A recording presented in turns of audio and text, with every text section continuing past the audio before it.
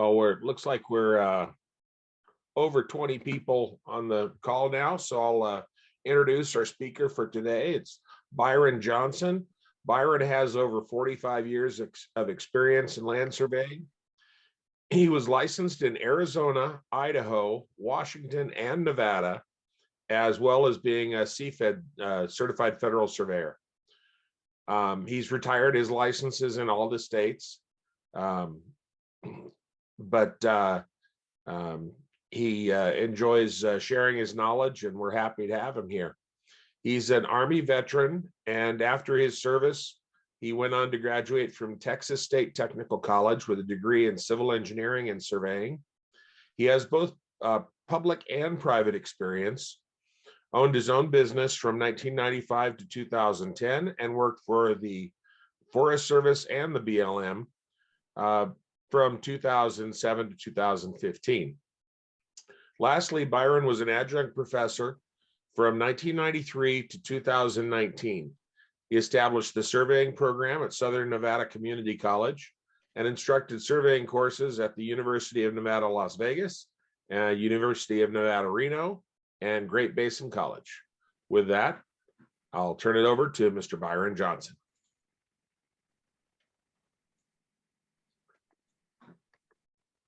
Okay, it's a pleasure to be here and speak with everyone. Can everybody hear me okay? Yes, I can hear you. Looks I'll take that as a yes and a thumbs up. Okay. Basically, I'm going to run this more or less as I'll present some material to individuals, and then we might have a little discussion or explain like some of the definitions or some of the stuff that I'm going to go through. Pretty much just going to be kind of skimming through my text that I used in the land description course for Great Basin College.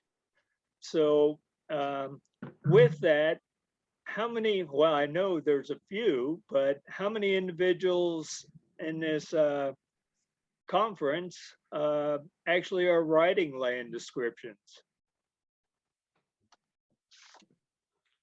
Quite a few, or? Getting a couple of thumbs up out there. Okay, yeah, because I'm not really seeing it on my screen, so I'll rely on you, Rob. Okay. Well, I see Connie Barrett said all the time.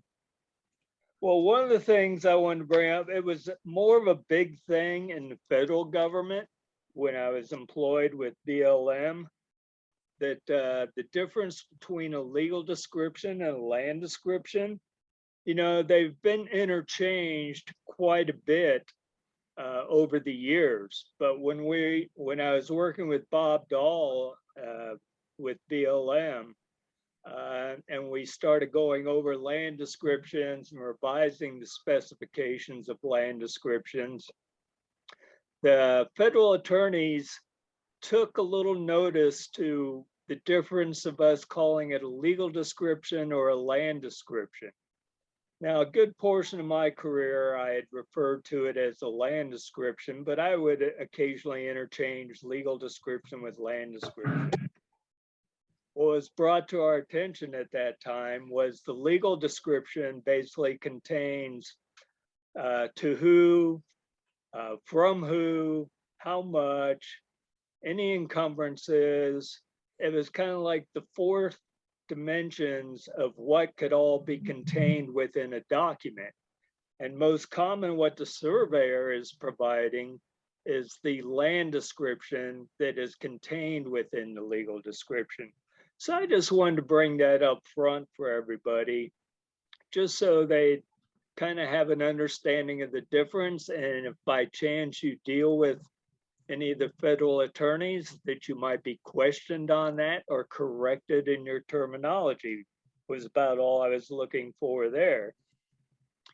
You know, one of the biggest things with land descriptions, one of the early texts that I was given early in my career when I started in Texas was R.H. Skelton, which is the legal elements of boundaries and adjusted boundaries, or the legal elements of boundary descriptions. And the one thing that he was always trying to impress on that was that the scrivener should place himself as nearly as possible in the seats of those who would be reading that description, that within, and he was stating 20 years, but what we've seen over time is some of these descriptions have lasted 100 years, especially when the settlement of the US started in the 1800s. And so the scrivener should be able to describe the land so they could be applied on the ground as accurately as possible, without or with minimal or no error within the description, so that it would not create conflicts or ambiguities within their descriptions. So as time went on, descriptions were written, and basically in the early days of descriptions, most of them were written to existing boundaries, basically to that block wall, or to the corner of that barn, or to the black gum tree, and then in a certain direction, bearing direction, whichever, which in the early days would have been, in most cases, a bearing direction, unless it was the federal surveyors working in a cardinal direction. But, a lot of that evidence of those boundaries would wither and somewhat disappear. So as time went on, the scriveners had to be more concise into what they were describing. And you couldn't really go in and just write like a meets and bounds survey with nothing but what I call free calls.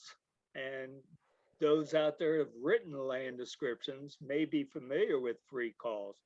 Free calls basically being a bearing at a distance with no qualification to it adjoining or being the same line as the adjoiner, or calling out along the wall or with the wall, which we're going to get in discussion with those two terms here shortly.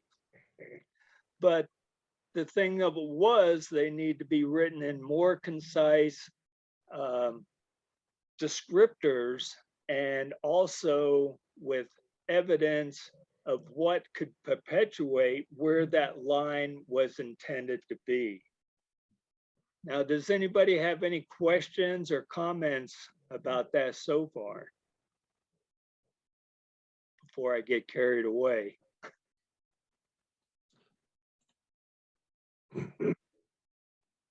Okay, not hearing any, we'll move on.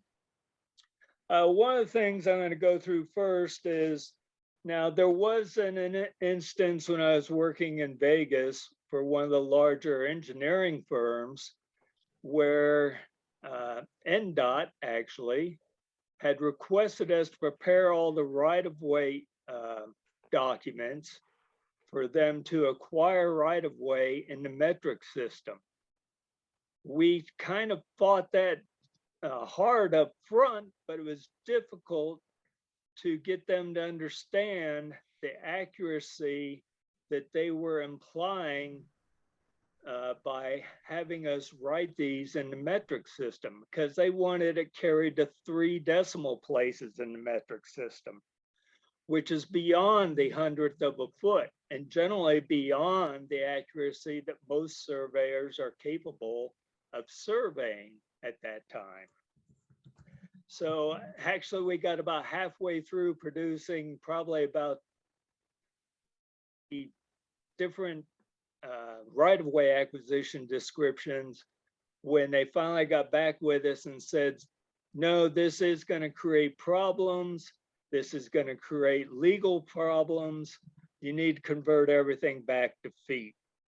So one of the biggest things with descriptions is the units of direction and measurement that you might be using, and have them defined properly. Now, with some of defining some of these descriptions and the units being used, retracing some of the old documents from the original public land surveys. In the early days, Tiffin had issued what the chain or the half chain would be. The only problem was with some of the descriptions for those descriptions, they were referring to sticks and outs. Is there anyone here that has a clue what sticks and outs were? These would have been early documents from around 1850s to about the 1880s, actually. Anybody have? I would guess sticks to be rods. Actually, you know, when I was in my class, instructing my class, a lot of people thought, yeah, that would be some type of measurement. But actually what they were referring to in their description was how many chains. A stick was at the end of the chain, and an out was after they went through 10 sticks for a complete chain. Or when they emptied their quiver, basically. For those of us old enough to remember what it was like to chain and use chaining pins. The biggest problem that happened, some of those early descriptions I was dealing with when I was at BLM, was there was, yeah, out of pins if you're, but the biggest thing was in some of those descriptions, it was in about the transition around 1850s to 1860s, they weren't defining whether they were using a half chain or a full chain. So a half chain being 33 feet, full chain being 66 feet. You could kind of figure it out eventually as to what they might have been doing, but it was a thing that was used in these descriptions that threw, you know, a little bit of ambiguity into it. So I see a question from Thomas, 330 feet and 660 feet. Yeah, half chain was going to be the 330, full chain 660. So that was the thing early, like with public lands descriptions. I'm kind of starting with historical information first, and we're going to kind of move on. But it's something that came up in my class, and actually it was probably about 10 years ago because I instructed online across the US, and the first student posed this question to me about outs and sticks. He goes, do you know what these are? What's the definition? And I had to do research to go back through Tiffin's memoirs or statements and everything to figure it out. But actually almost every year after that, these came out mostly from the Midwest and the Southeast, where these old descriptions were just starting to be resurveyed and used in the modern world, like 2012, 14, 13, you know, so on.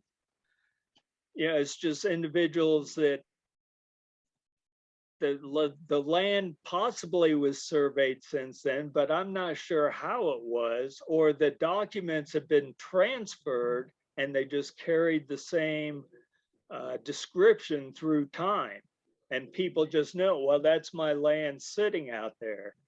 But until it actually got surveyed, which generally happened more in the 2000s, where you had people more concerned about where is this land, and I want to know, is it where it's supposed to be, or is it where my fences are, and so forth. So you may look back and go, well, I'll probably never encounter that. Well, you can't ever say you'll never encounter anything that wasn't historical in these documents. I was kind of surprised, and it gave me a lot of material for my class each year in my classes with the materials that some of the students were sending me.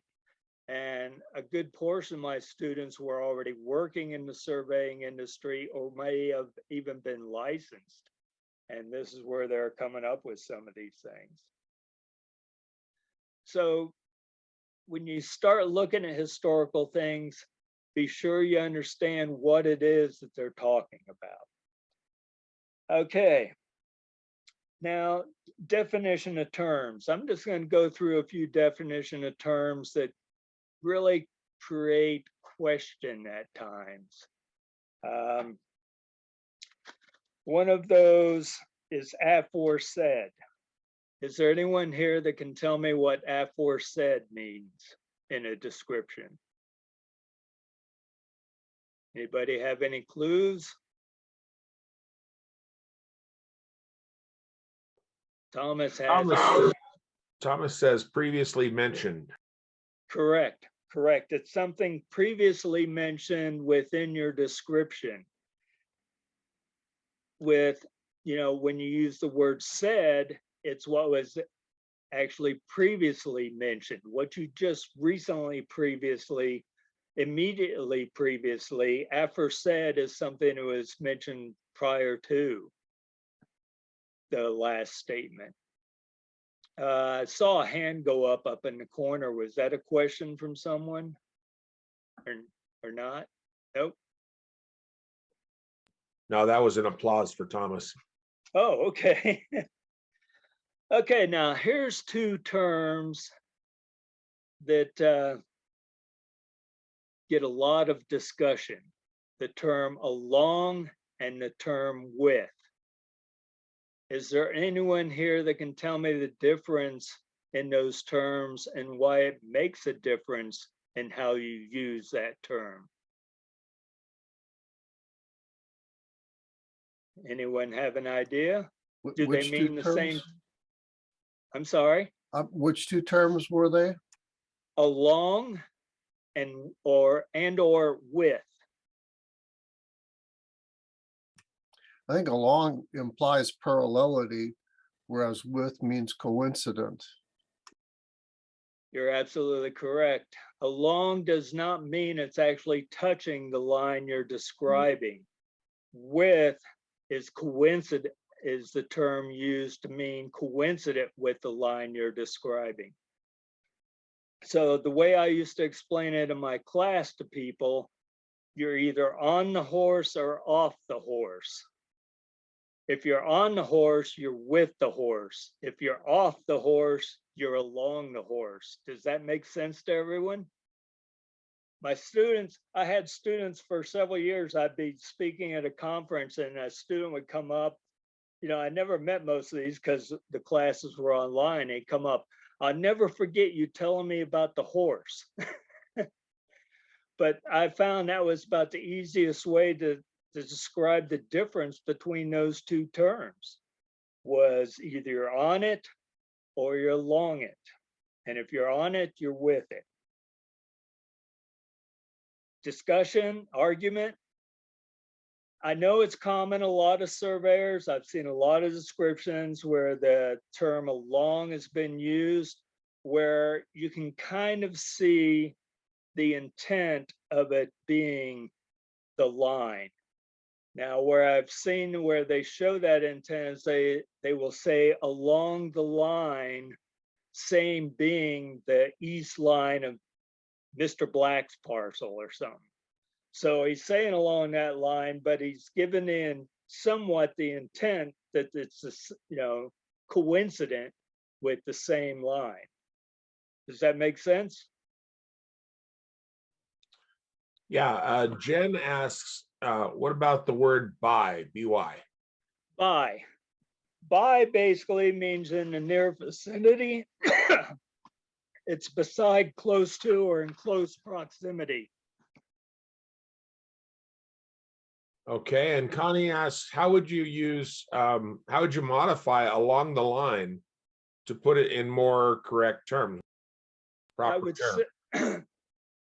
would say thence, bearing distance with the line, with say the east line of such and such parcel, same being the west line.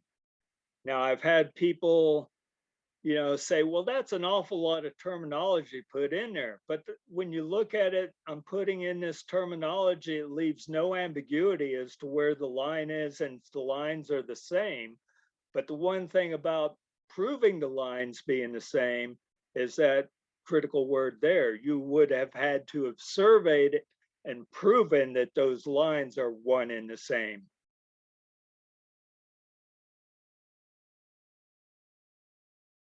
Along the line 50 feet west and parallel with the westerly right of way. I've seen those written, yes.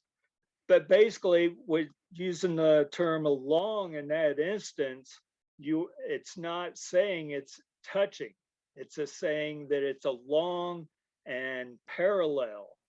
So it's a good use of the terminology. So Ryan followed up with, so the call would be to the right of way, thence with the right of way? Yes, if you're going to the right of way line, thence with the right of way line. I'm not trying, it's like I used to say in my class, I'm not telling you how to write anything. I'm going to give you the facts of terminology, and it's up to you as a surveyor or soon to be surveyor, hopefully, to interpret how you're going to use the terminology. But you have to look at it this way also. If you're ever called in a court case, I've been a professional witness for 3 cases, 1 in Texas and 2 in Nevada.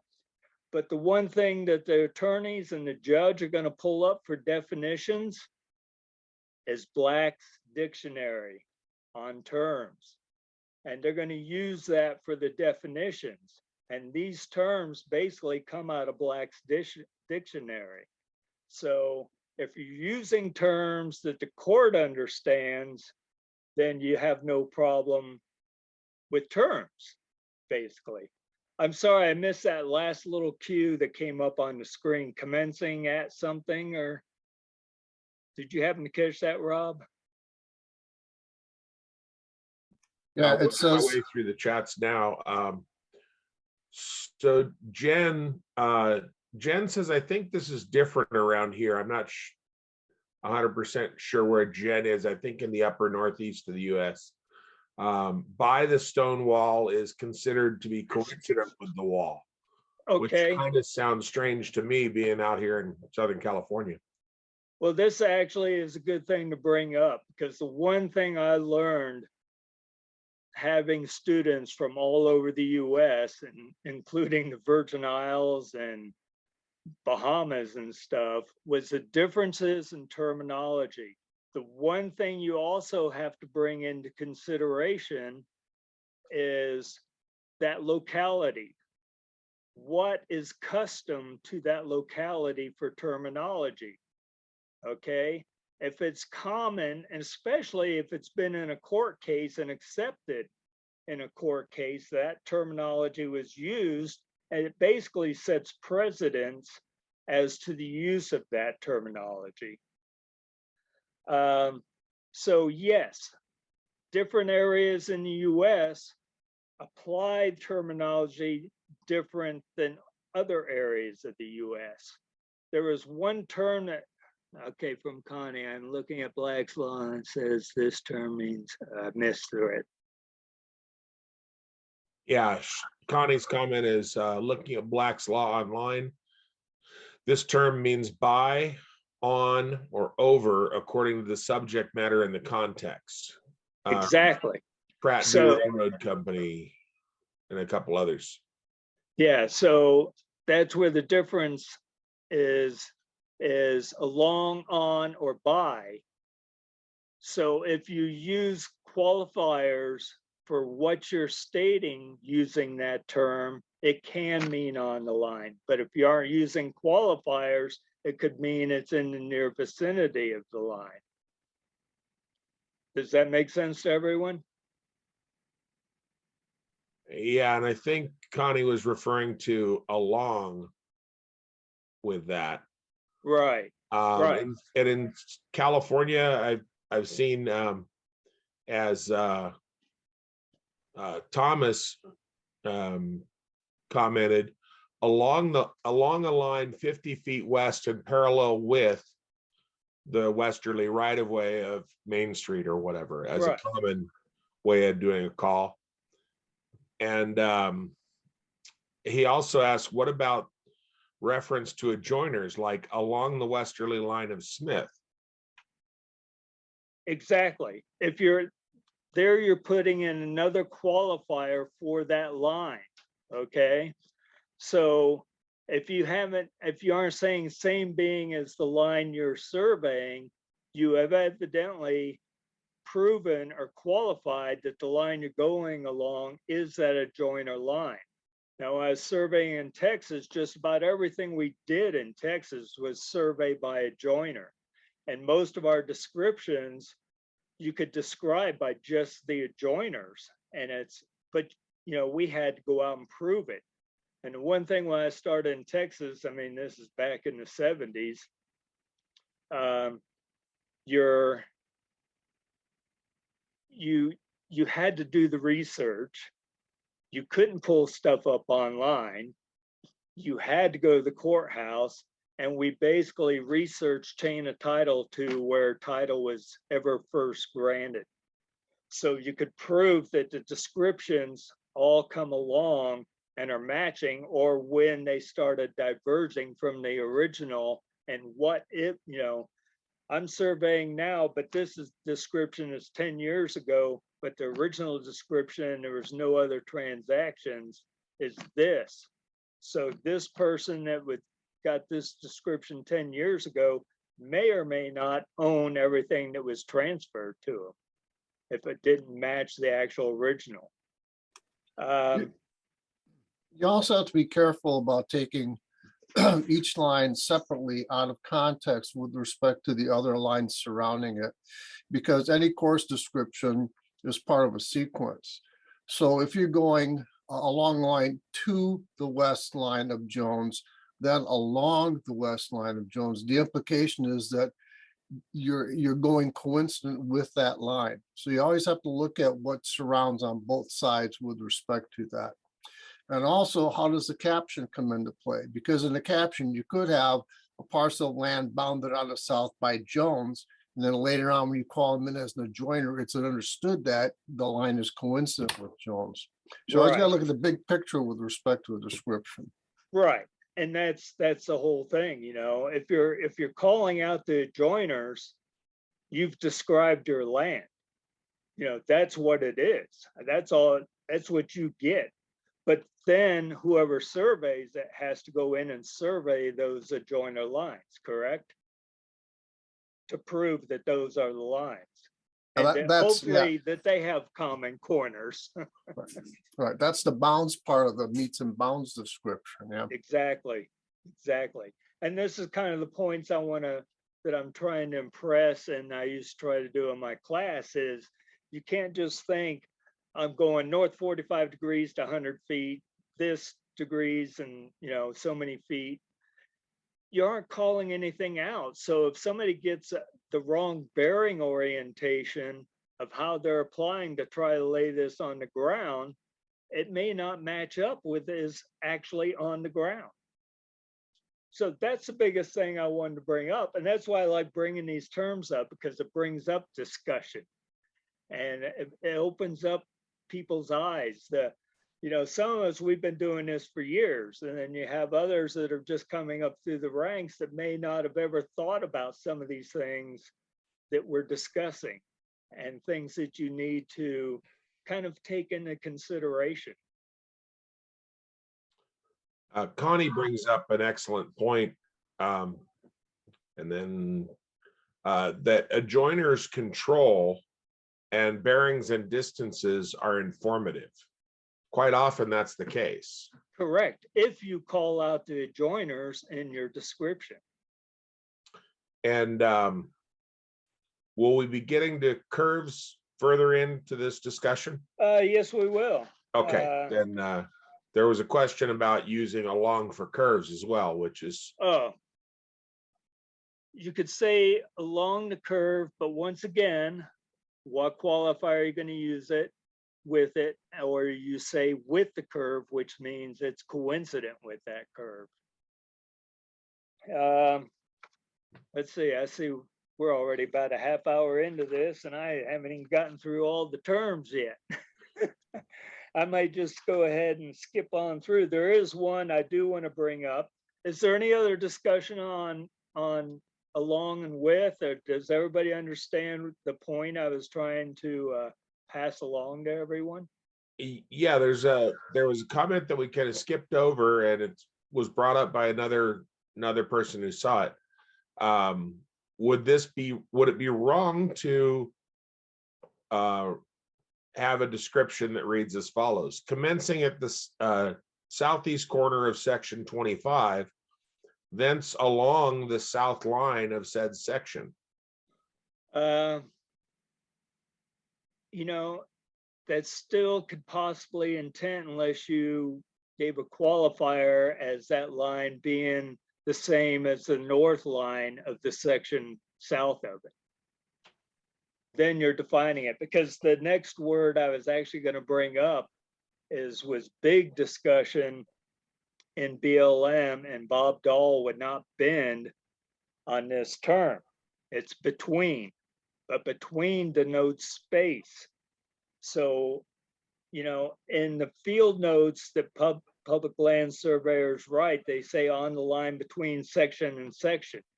I actually mediated a case in Las Vegas between two surveyors, and a judge called me in to be the mediator or the expert witness to listen to both sides, and they provided me all the information. And one had surveyed this quarter section from the east, the other surveyed it from the west, and they had overlapping lines. Oh, like that would never happen, right? Well, if you broke the section down properly, it wouldn't happen. But so their attorney was harping on the case. Well, in the field notes for the original conveyance, it says between. And that denotes space. So there's two lines. No, there isn't two lines. You know, they were just playing their game with their things. And so basically I took the information, got with the judge, and the judge told both of them they had to go out and redo their surveys. Basically what came out of that. But yes, you know, anything you can do to qualify the line that you're describing is going to make the line undebatable, if that makes sense to everyone. That's all I'm trying to get across is qualify. You know, biggest thing about land descriptions is qualification and intent. If you have good qualifiers in your description as to where the lines are, and you can show what the intent is, then there generally won't be anything wrong with that. There is one other term that I definitely want to get through real quick, and it deals with, wattles, unable to be misunderstood. Exactly. You know, you have to make it clear and concise. Intent.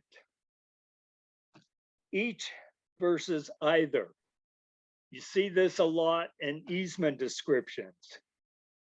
When you say 10 feet each side of this line described, you've delineated that it's 10 feet on both sides of that line. If you say either, then it could be construed, and I went through this with a landowner and a case for the easement that was going across his land, said either, well, I want the 10 feet to be on that side of the line.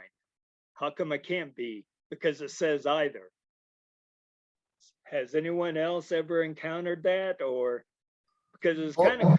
Oh, yes, we run into it with engineers all the time who, when they're talking about pavement or roads and stuff, are talking on either side of the center line. Yeah, yeah, and that's not, okay, which side? That's what I used to always get with them and go, so which side are you talking about? Well, usually well, when I tell a student those aren't interchangeable terms and they argue with me, I'll lay two pencils on a table and I'll ask them to pick up either pencil. And they'll pick up one or the other, but they won't pick them up both. And I say, pick each of them up. They'll pick them up both. Now I say, there you go.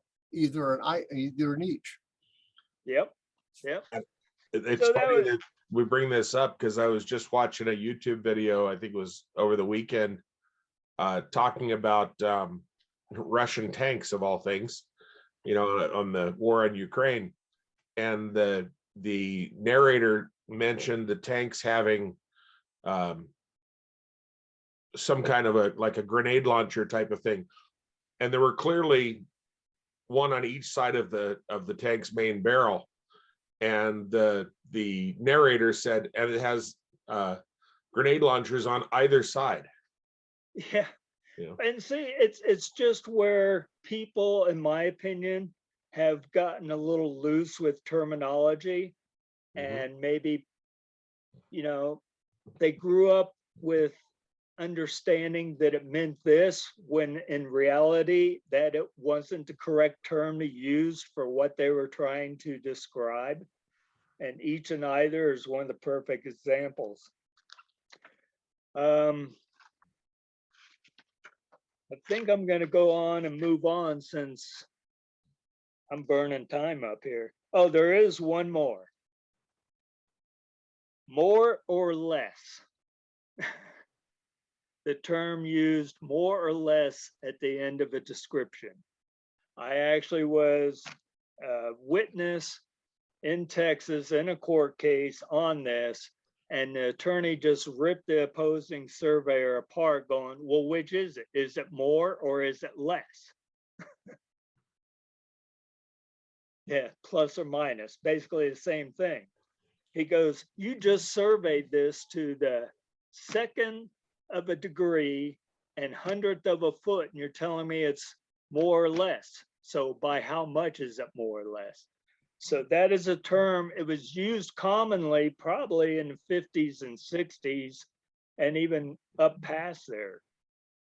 And the problem with land descriptions partially also is a lot of individuals that learn how to write land descriptions learn from a previous supervisor, owner, boss, or whatever. And this was the way he did it. And this is the way he told the people who were writing it for him to do it this way and no other way. So that's all they knew. Acres not quite as accurate as square feet. That is correct also. Most of your state statutes in every state actually have a delineation of when you reach a certain acreage or less acreage, that it should be also shown in square feet. I believe it's also in Nevada's statute. If it's not in the statutes, I believe it's in the administrative code that states that if it's less than, at least it used to be in Nevada, if it's less than 2 acres, it also had to be shown in square feet. Okay, we ready to move on? Yeah. There was questions about curves. Why don't we just jump the curves right now before we run out of time here? And what was the question with the curves, or getting into Would you use along a curve? Oh, along a curve, yeah. Along the curve being the center line, but you're still along the, that's doesn't always necessarily mean it's on that line. I would just still use the term width myself. Along, just like I said, you're either on the horse or you're off the horse. If you're on the horse, you're with it. If you're off the horse, you're alongside it. Was there anything else on curves? No, I would, then there's another issue with a difference of regional usage. I would use along a, thence along a curve, having a radius of this and a central angle of that, or another way of using citing a curve is through a curve. Exactly. I've seen both of those. Actually seen a couple other things. You know, I haven't seen where there's been controversy with the establishment of the curve, because you're establishing the actually curve data, and through a central angle of, yeah. Well, that's the point I'm trying to get with about curves, is you're providing enough additional data to locate where that arc is. Does that make sense? I mean, in most instances, if you're describing a curve, you're giving 3 elements of that curve. So you're qualifying what the curve is. So I don't see as much detriment using the term along a curve, because you have several other qualifiers. That curve can only be in one spot with the curve information.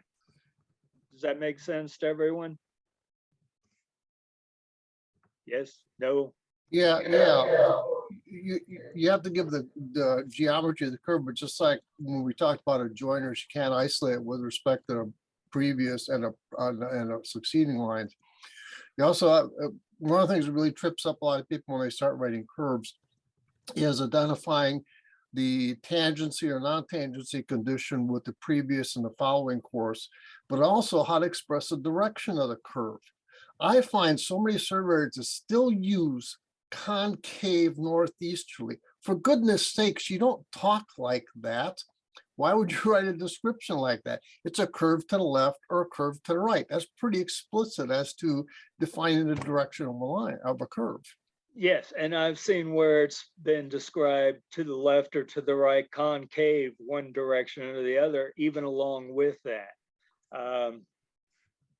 You know, which to me is kind of a double description. You know, if you're saying to the left or to the right, it should give you intent. And I agree with you also about identifying tangency. If it's a non-tangent curve, when you're going into it, there should be a radial bearing referred to at the beginning of the curve. Same thing at the end of the curve, there should be a radial bearing qualifier put in there. But from different regional areas, I've seen multiple different ways that curves have been described.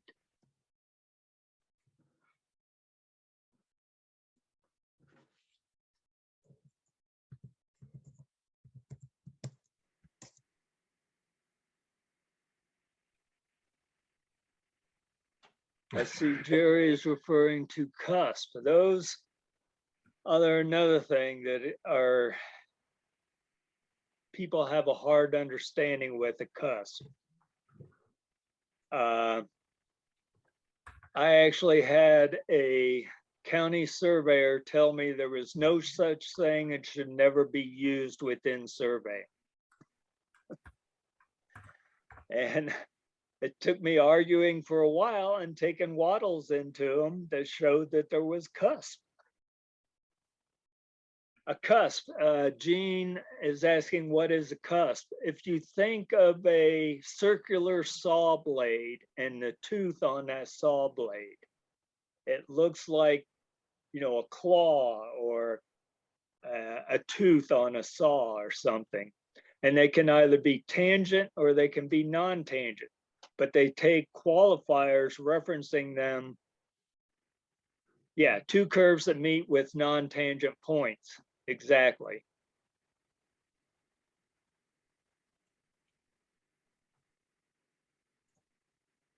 They could have identical chord bearings. I think it'd be unlikely, but they possibly could. Anything else on curves? I think what's coming out of this is the biggest thing that, you know, one of the biggest things I try to impress on people is the qualifiers within your description. So there is no doubt where this line that you're describing, where it is, and it can be placed on the ground accurately. Anything else on curves? I'm gonna try and bring up an image of a point of cusp. Pardon? Oh, a cusp.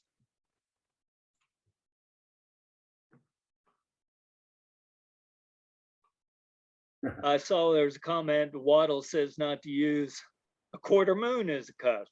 Yep, exactly. There you go. Where it says not to use left to the right. The other thing you have to remember about the last edition of Waddle's, I think that was published, was in 72. And it was pretty much a duplicate from his edition that he not first issued, but the last one that was pretty much identical, that one that was issued in 1956. The one thing you have to remember about land descriptions and their intent and everything that's going on, time does change. Certain things do not change, but the use of terminology, depending on the regional area, what it's being used for, and what has been done, is probably going to change. And the biggest problem we have right now is there has not been a good text updated, written to kind of coincide with laws. But the biggest problem is you got 50 states, you got 50 different laws, state statutes as to how things should be done. Waddles also is very, Southern. Exactly, true. I mean, there were several other,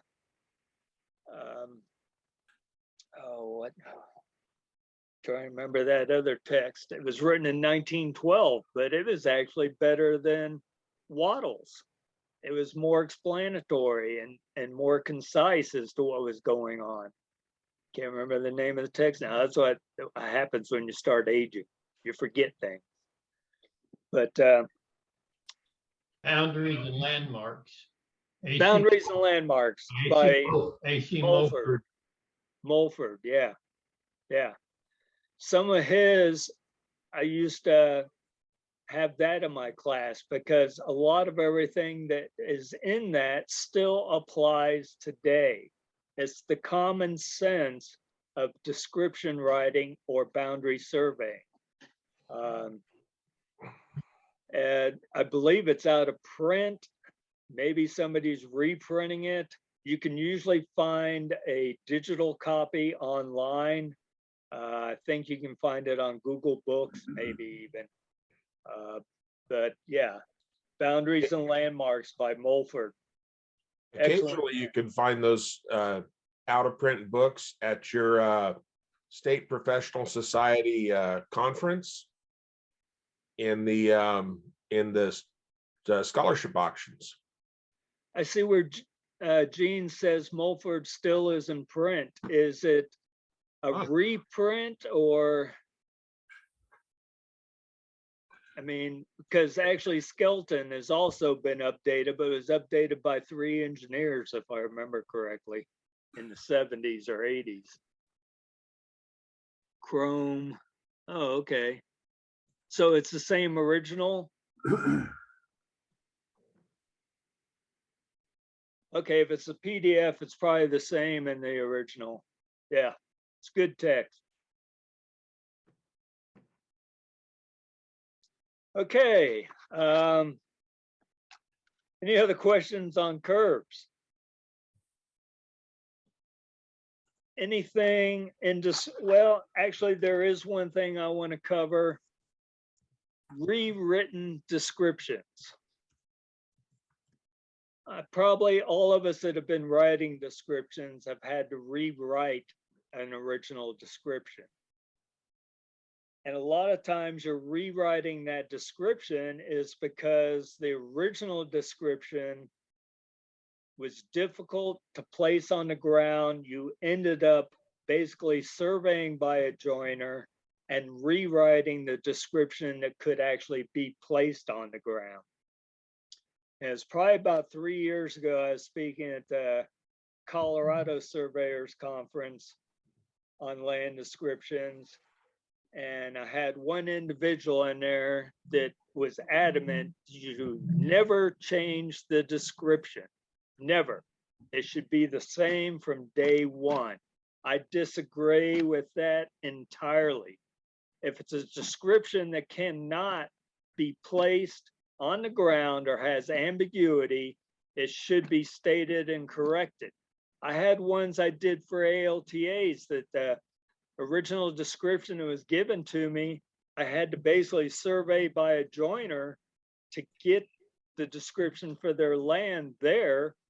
And so the title company, that's the description they had. And I said, here's the description per the recordation.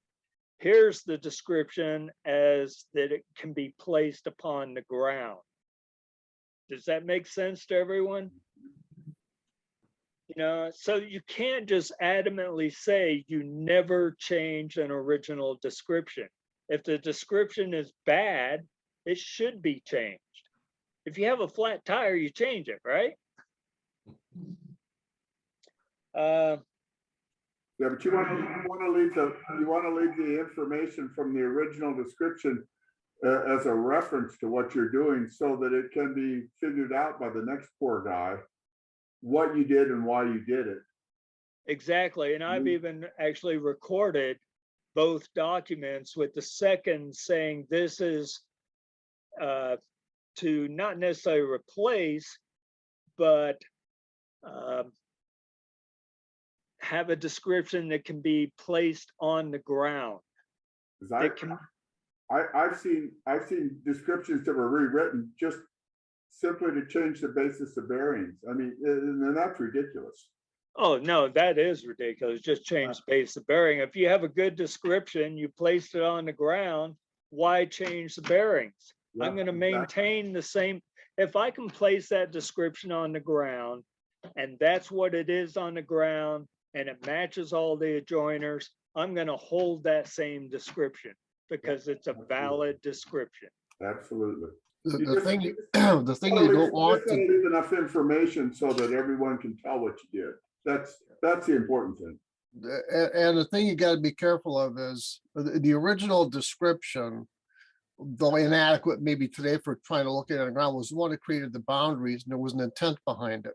So you don't want to change the intent by rewriting the description today to mean something entirely different than what it did before.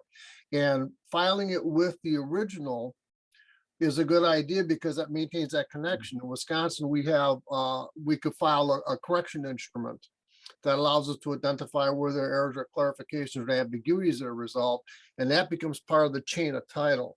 So the next guy that comes along and survey it will run into that and we'll see what happened and make the connection.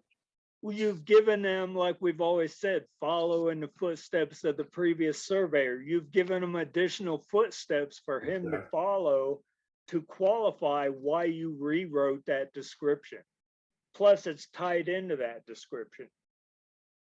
That was one of my biggest things about rewritten descriptions, because it's like George was saying, I've had people rewrite a description, just change the bearings. Yeah, stupid.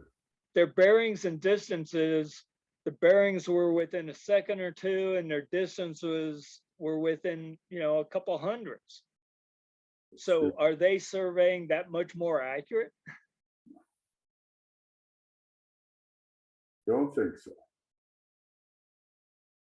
And Steve is right. It is difficult to get the title companies, but if you provide them with both those descriptions and why you're changing, you aren't really changing their description. You're improving or qualifying that description to where it can actually be placed on the ground and that they should be able to insure it.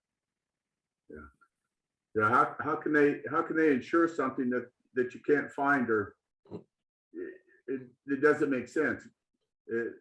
That's an impossible situation. And I, like Steve, I've been in that situation where, oh no, you can't write a new description. You're changing the record. Well, yeah, I'm changing the record so it makes sense.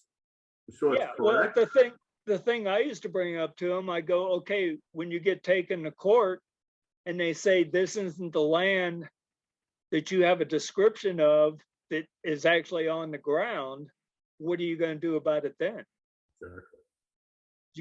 You're going to fight the court case with a description that I don't want to say is, excuse me, fraudulent, but a description that is difficult to place or actually accurately interpret, or what the, if there was even any intent in that original one.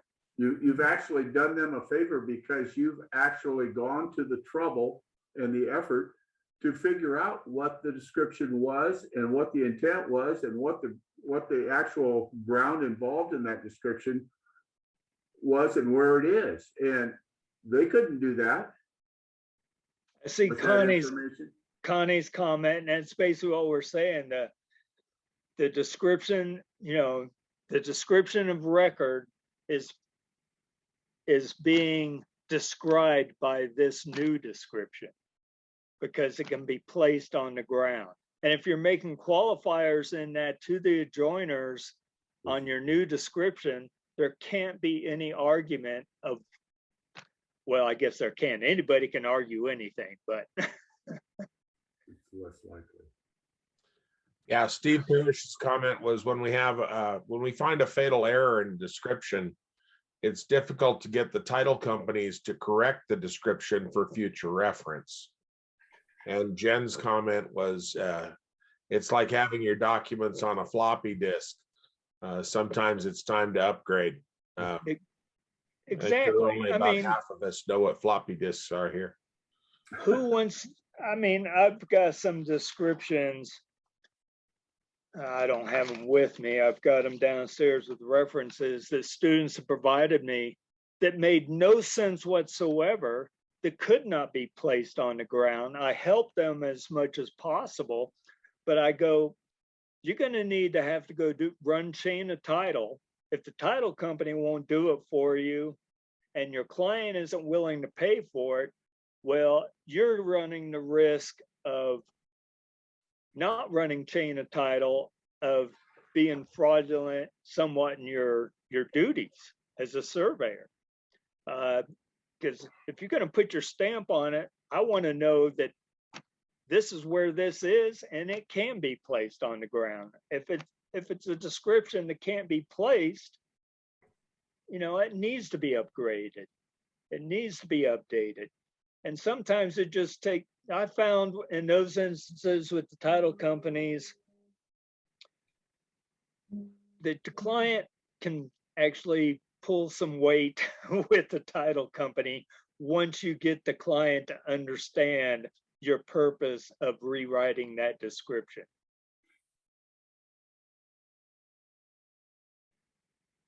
Any other comments, questions, or anything about rewritten descriptions?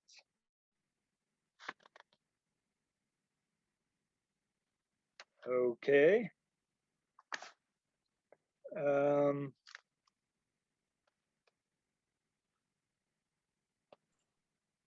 Some of the things, are we all good with rewritten descriptions, curves? Yeah, Thomas mentioned the worst case with rewriting descriptions seems to be municipal reviewers that want the record description to exactly match. So at times you have a problem cramming the rewritten description through a municipal reviewer. Well, and that's where sometimes the instance I had to go through where I recorded the document showing the original description that is being basically superseded by my new description, and get it recorded. Then I go, okay, here's your record description. It's recorded in the courthouse. So you ought to be able to prove whatever it is you're reviewing now. Sometimes it takes more work than what you should have to do. But if you're going to do it correctly,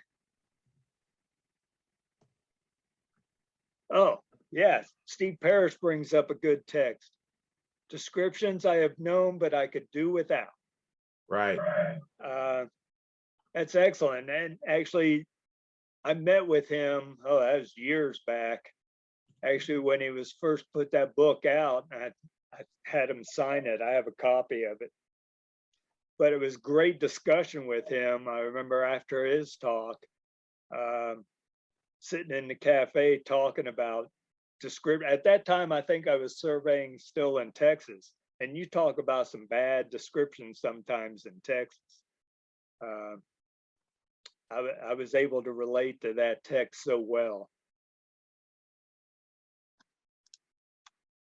Okay, let's kind of, if we're kind of wrapped up on that, I kind of want to, trying to find where I marked it.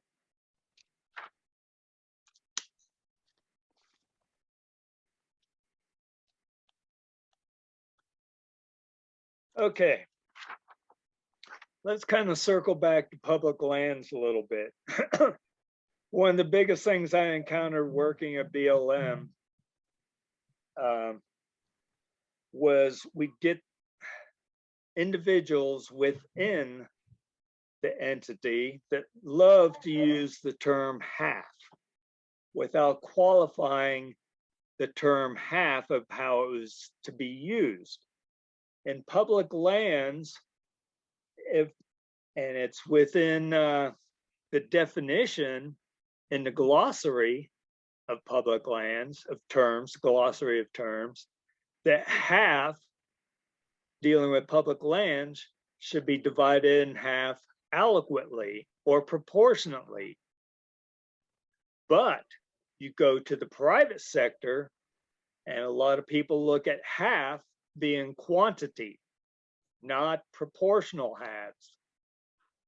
You know, proportion of the lines dividing the half, which may or may not be equal in quantity. But the private sector really looks into it, well, it's half, so we're just going to divide quantity in half. So you have to be very, very careful when you're using the term half when you're dealing with public lands. Steve, you have any comments on that? And so many errors with people that have not dealt with the public lands, but they survey up against them. They try to subdivide sections and so forth. And the thing to remember is ultimately, if you're dealing with federal lands and you mess up, you're not going to be arguing that with a local district court or something. You're going to go to a federal court, and they're usually going to get it right and side by the BLM. And a lot of people still don't like things that's in the manual of surveying instructions. But yeah, you can sometimes get by with a lot between two private adjoiners, or you know, if you're breaking down a whole piece of private land, there's a lot of things you can do outside the court with agreements. But be very careful when you've got a federal boundary involved, and consult with those in the know with the public land, BLM, even going through the Forest Service back, could they have a good connection?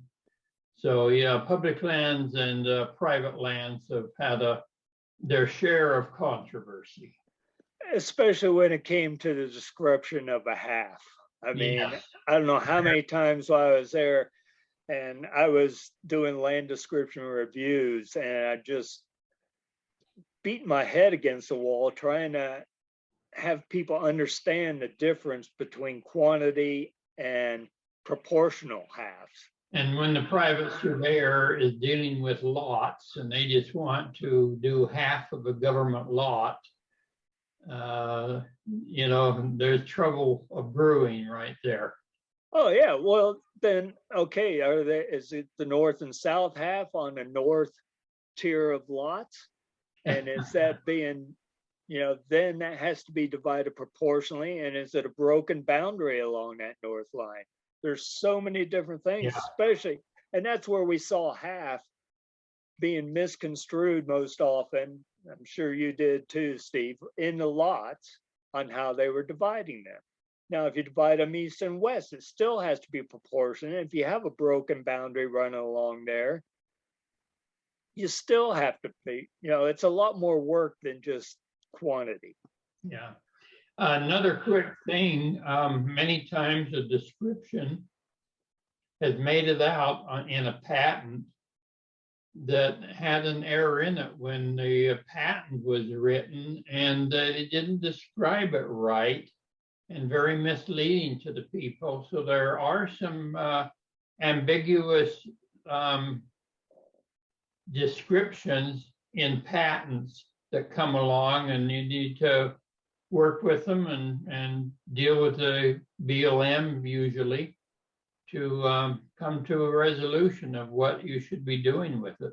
You're absolutely correct, Steve. I don't know how many of those I encountered and stuff. I had a description. It was for, I want to say it was for something to do with grazing rights or something, but it crossed several townships, and it was like the east line. And it said along the east line of these 3 townships. Well, as you went down them, they were offset. And I said, so is the intent to go down the east line of each township, but when you intersect the north line, you go over to the east line and then down and jog over? Or are you just along the east line in a straight line from point A, the northeast corner of this township, to point B, the northeast corner of this township, 3 townships away? And it was hard for some of those to understand why that wouldn't work. But that's the biggest thing, make it clear, concise, to where you can show what your true intent is. If you said what the east line of the following 3 townships, it'd been somewhat clear that from here I go this east line, then this east line, then this east line, and it wouldn't have been a problem. But no, it's just one of those things.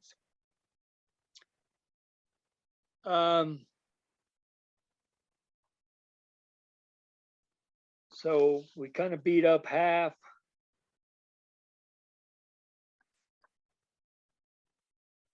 Let me see, what else? I'm trying to pick and choose out of a semester of content of fundamentals of land descriptions of things to cover, which this could go on forever. Now, I know most in the state of Nevada don't have to deal with like water boundaries, but I'm sure, seeing that there's several other individuals in this that are probably in states that have quite a few water boundaries. Anybody out there give me some of their concerns or things that they've encountered with water boundaries?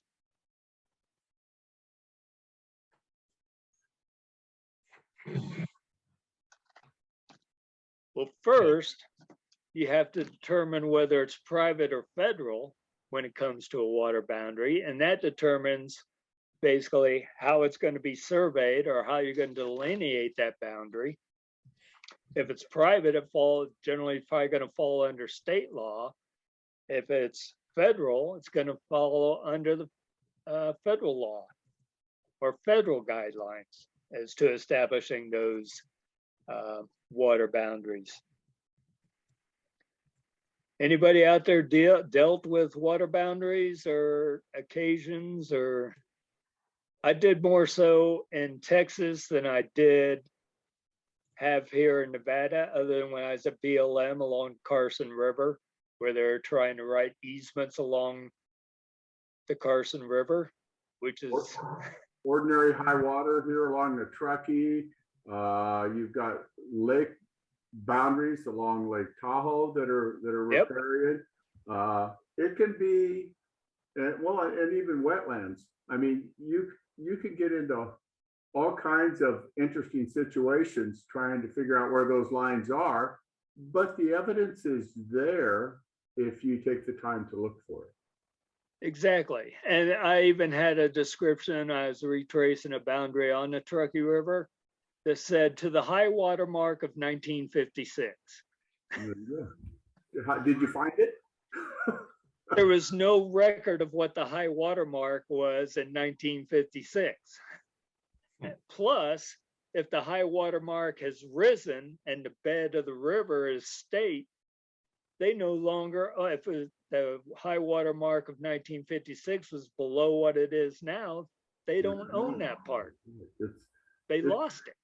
That line migrates quite a bit. Exactly. And Yeah, that's what and water's one example where the actual monument itself can change position over time because that's slow imperceptible change. So writing with respect to water boundaries is really critical, particularly if you use a meander line, so that you don't separate the land from the shore through the use of a meander line, which is there primarily to close and to map the water boundary. Wisconsin is a little bit different than some of the other states in that navigable bodies of water, a navigable stream or a non-navigable stream, the bed belongs to the upland owner or to the center line of the stream. That's usually separated in most other jurisdictions. However, with lakes or still water, the navigable bed of the water belongs to the state. So we've got that difference between navigable, non-navigable streams versus lakes. exactly. We had the same thing in Texas, and a lot of it was to the center line or thread of the stream, which the other thing is center line and thread could not be, I'm not saying could not, may not be the same location when it comes to center line and thread. So it all had to determine where it was, and it was written to the thread, then that's a changing, that's a ambulatory boundary again. That's the one thing with water boundaries. A lot of times they're ambulatory. They aren't stationary and fixed in place. If you want to look at a really interesting case, Winnemucca Lake in northern Nevada is a dry lake now. It once had water and fish in it, but it's a dry lake now. It's been subdivided by the BLM. And if you want to look at a wonderful plat, oh yeah, that would be the one to get and look at. It's amazing. I mean, I used to someone threw pizza pie at a wall. I used to use that one in my class somewhat. And the thing that kind of bothered me about what BLM did there is they only did the south half of the lake, and they used the long lake method. Yep. And I'm like, you only did half the lake. Well, I think the north part of the lake is all federal anyways. And the only reason I did the south was there was private interest. But yes, and I saw where someone brought up the Thalweg. Well, the Thalweg, centerline, and thread, all three can be different locations of a channel. These are mostly going to be in a river in most cases. Thalweg is going to be the most navigable channel. The thread could be where the thread is at low water. Centerline, there's, I think it's 2, maybe 3 different methods for defining centerline, depending which state you're in, if it's not federal. So I guess the only reason I wanted to touch on water boundaries was, once again, to bring up, enlighten people. It's not just, okay, I go to the bank and that's it. And I think it was Jerry that brought up a good, about you have to determine whether it is navigable. What is considered navigable? Most states do define in their state statutes what bodies of water within their state are navigable. Nevada does. There's only 5. I think it's Carson River, Tahoe, Truckee. Another thing about, pardon? Humboldt, maybe.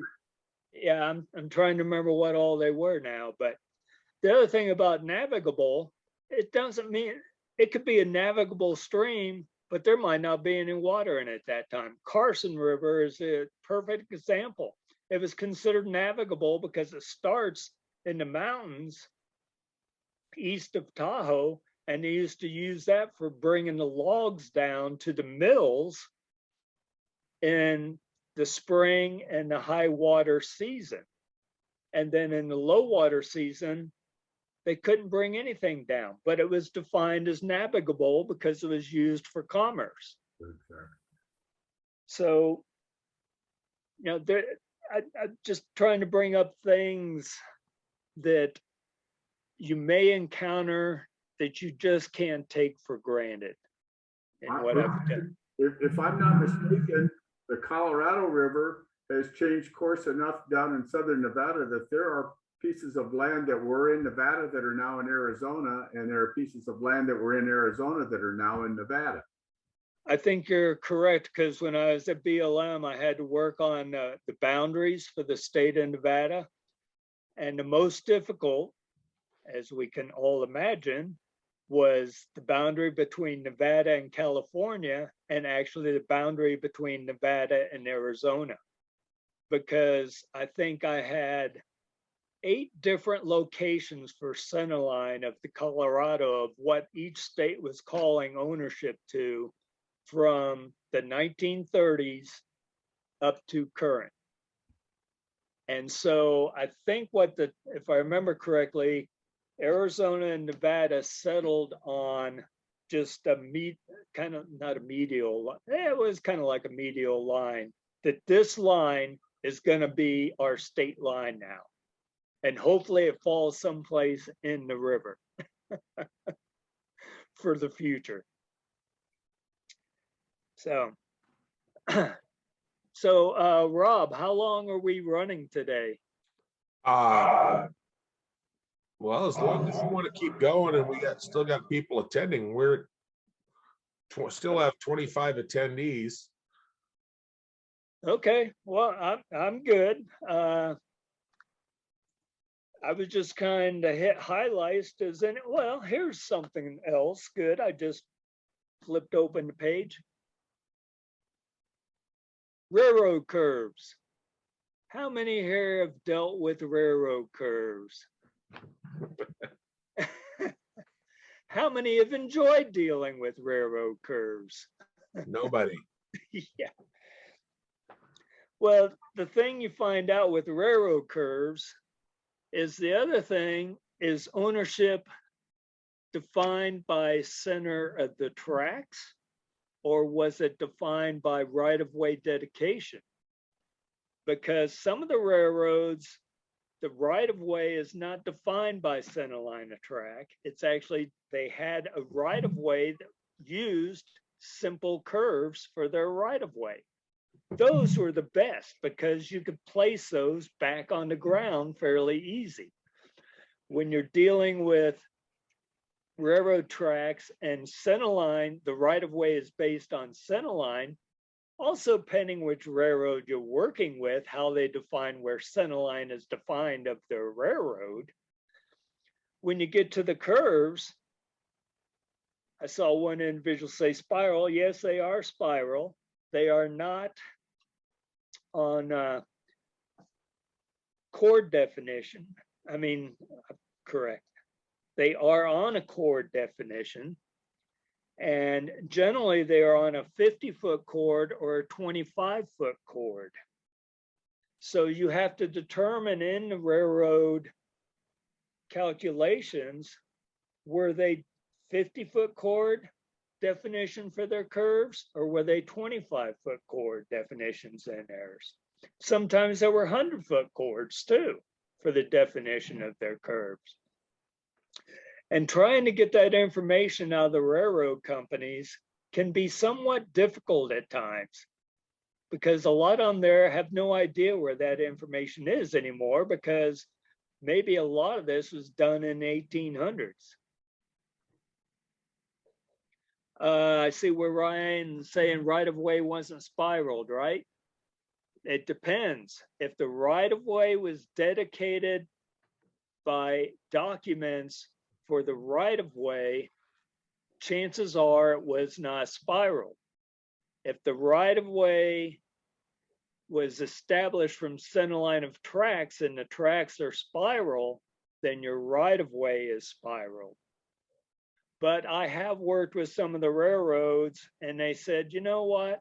It doesn't make that big a difference for our right of way going where you're getting ready to put these subdivisions. If you put simple curves in, we're still within the right of way.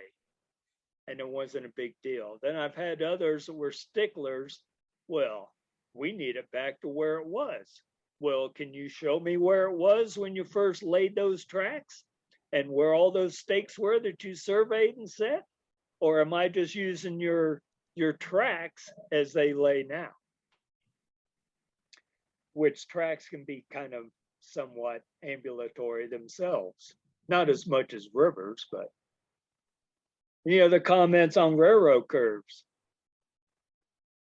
Because that, you know, when it comes into your writing your descriptions, you're usually writing them to the right of way, but you have to establish what that right of way is.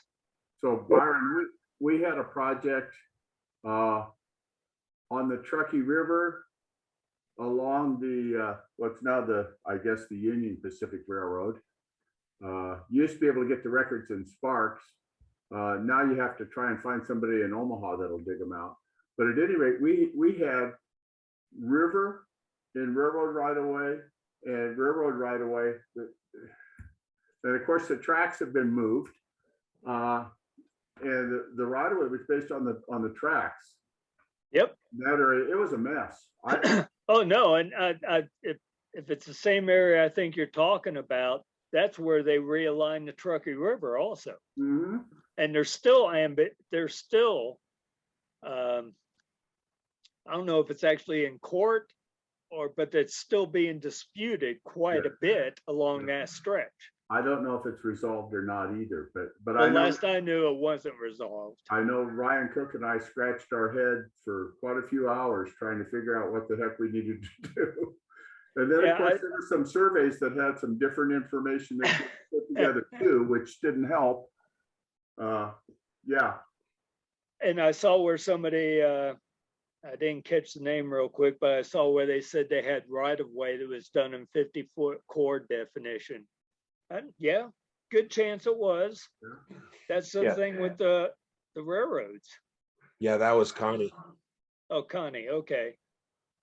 Yeah, and that's what I'm trying to bring up with the railroads is you can't just, because I've run into surveyors, well, they go, well, they said it was a 200-foot right of way, so I just need to go 100 foot off the tracks.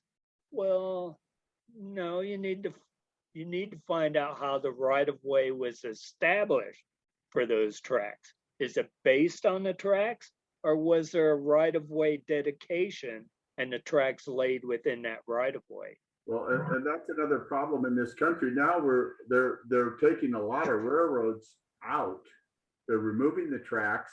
And if those tracks happen to be the monument that determined the right of way, there's these long strips of land that nobody really knows whose it is, you know, and, you know, like the highways too, is it an easement or is it a right of way? That's an issue a lot of times too. Correct. And well, it's just like I was at BLM when they were doing the tracks. Well, they were going to be donating the track bed. The tracks were no longer there from Ely all the way up past Cherry Creek. And they wanted BLM to reestablish the right of way so it could be donated to the Railroad Museum there in Ely.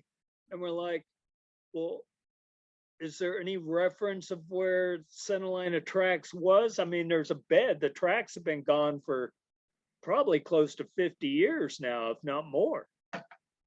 And there's just a eroded bed there. In some areas, you don't even know it's a railroad bed.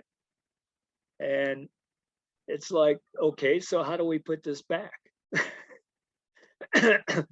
And a lot of the adjoiner documents for those areas, the ranches and stuff, just said excluding the railroad right of way. they described their land excluding the railroad right-of-way, of which there was no reference existing on the ground anymore. Not much help there. Okay. Well, while we're kind of on railroad curves and curves in general, horizontal curve reconstruction. This used to be an easy thing until about the 80s when computers came along and you had COGO. It used to be you basically use the delta and the radius to reconstruct your curve, because usually that was done because of sight distance and braking distances or whatever. But thanks to the advent of AutoCAD and COGO and everything, I noticed you're getting deltas that were 93 degrees, 37 seconds, and the curve is 2/100ths of a foot. Whereas in the early days, I remember in our design, you tried to design everything to even units, basically, to make them fit within that. So curve reconstruction, to me anymore, thanks to technology, has become somewhat more difficult, pending the situation, more so with highways than actually subdivisions. You know, subdivisions, they probably got centerline monumentation set, and anything that's been done after probably the mid 90s, I think that's when the state pretty much put in place, centerline monuments to be set. Or if they were already in existence, they should be replaced. Excuse me. But so horizontal curve reconstruction, it's pretty much you're going to have to just go with what you find in the field. I know I've done with some NDOT stuff, and their original documents do not fit whatever monumentation they have on the ground now to the plans they established back in the 50s. So you basically do your best fit, and you get with them and say, hey, this is what I came up with. Your highway's still within the right of way. Are you copacetic with this? Yeah, Byron, one thing I'd add to that after 30 years of surveying for California DOT is hold your radii, right? So if it's supposed to be a 2,000 foot radius curve, hold that and let your delta angle flex depending on what your tangent bearings in and out are. Good point, Rob. And that is usually more so the radius should be held over, and you should have a little fluctuation in your delta, because the radius, most design is based originally on that radius. And the delta isn't going to make that big a difference in the sharpness of that curve. And Ryan Johnson cued in here that they usually hold the degree of curve instead of the radius. Often radius was rounded on the plans, but degree of curve was used in the construction staking. That's what was built. Correct. And if it's a highway or a roadway that use the degree of curve. Right. You're finding degree of curve being used more often in the modern world than it was, say, from some of the 50s up to about the 90s. Yeah. Byron, this is John Scarpa. I had a question about that. I wholeheartedly, hold the radius, but I also hold the delta, because if you change the delta, you are basically potentially creating a non-tangent curve. Wouldn't you hold the delta and then change, for lack of a term, the stationing on the beginning of curve or end of curve, so that you don't create a non-tangent curve? Well, and I totally agree with you. If you do have to change the delta, which I have seen to be done, I'm talking, seconds, not major changes. But generally, a lot of the times based on the monumentation in the field, you're able to, what I call it, kind of flexing those tangents by a couple seconds to make everything tangent to work. It's not a simple process. You're just trying to get your best fit to make everything tangent, make everything work. Now, if something is grossly out, that's where you start running into a problem. But I do agree with you, John. You want to keep everything tangent. You don't want it non-tangent. Yeah, maintain the tangency and the radius is the way I would. Yeah. approach it. So Yeah, and I think most of us would probably agree with that. And it's kind of, you go out, at least my experience with NDOT monuments that you tie for reference of right of way or whatever, you tie the south line, you tie the north line. They aren't parallel, but they're supposed to be parallel. They aren't far out from being parallel. It's a slight difference. So you're kind of playing with numbers.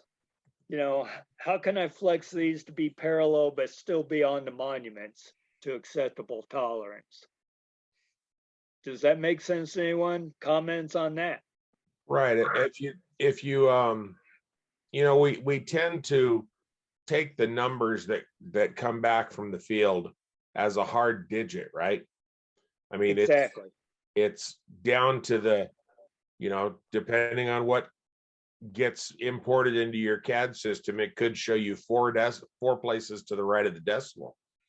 But we also have to consider what's the accuracy of the field survey that's done to locate those items, whatever they may be, those Well, controlling monuments. and it basically goes back with intent. Right. The intent was for these lines to be parallel, but what's in the field is slightly out of parallel. So Right. what you're trying to do now is make parallel lines fit the monumentation in the field within an acceptable tolerance. When you're creating a boundary, you've got the written intent and the physical intent. Those are your two bodies of evidence. Yeah. And you're not using one to override the other. They're supposed to work together. So if you do find physical evidence that differs from what the written intention was, then obviously the physical, as long as your controlling terms come into play. So when you write a description, you want to write it in such a fashion that it shows what the intent is. Just like when you're interpreting a description, you're trying to interpret it in the context of what their intent was. And anytime you show more than two geometric elements of a curve, you got the potential for conflict in computation. And the way courts have ruled this is they've taken two perspectives with respect to it.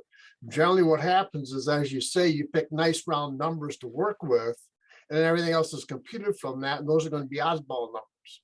So whenever in their description you've got two nice even numbers, those are taken to be the controlling terms of the intent, and the computed numbers that may conflict with them are then informational with respect to that. The other side of the coin is some courts look at it from left to right. It's what order the numbers appear in is what's a reflection of the intent. So again, there's all sorts of different little mushy things that come into play with respect to that. Exactly. It's not always going to be cut in stone as to what it actually is. What you're trying to do is make an imperfect world fit the perfect world, more or less. Well, and keeping in mind that all of our measurements have some component of error. And as Connie mentioned, does my solution hit the error ellipses, right? Yeah. Is it within the tolerance of my survey? Exactly. Is it within tolerance and precision of my survey? If it is, and you can make it work, then fine. If it isn't, then find which element that you surveyed is the disturbing element, I'm going to say, the element that you need to qualify or quantify by additional work to prove that I can't use this particular monument because it's not in coincidence with the rest of the monuments. Right. Well, I hate to say this, and I'm really enjoying this. It's not often you get to sit and discuss good topics like this, but my voice is actually starting to falter on me.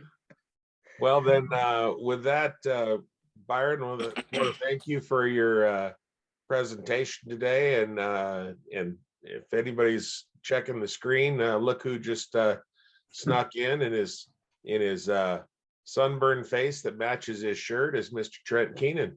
Yeah. I made it. That's typical golf tournaments run long, right? So I made it though. It's good stuff.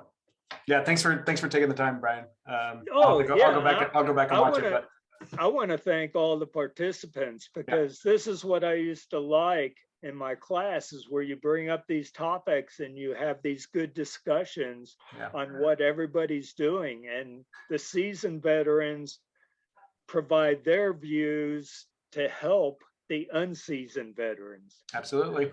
The whole premise behind this platform right now. Yeah, Exactly. might have to do this again sometime. Please. I The enjoyed it. differentiation between us is that us old guys are salted and the younger people are unsalted. Exactly. I feel like I'm getting preserved anymore. Well, I just want to say thank you, and Trent, you and I, let's stay in touch.